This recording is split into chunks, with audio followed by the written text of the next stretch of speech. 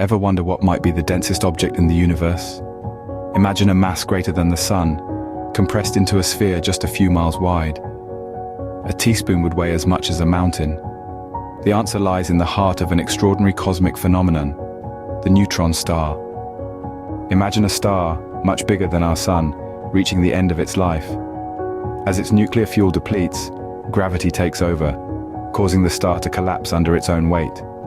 The resultant pressure is so immense that it triggers a supernova, an explosion of such magnitude that it outshines entire galaxies.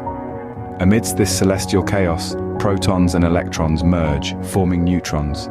These neutrons compress into a dense core, almost as heavy as our sun but only about 20 kilometers across. And thus, in the cosmic furnace, a neutron star is born. Now, this newborn is no ordinary star. It's a neutron star, the densest object in the universe. Imagine a mass greater than our sun, packed into a sphere with a diameter roughly the size of a city, say Manhattan. This results in a density so extreme, a teaspoonful of neutron star material would weigh about 1 billion tons.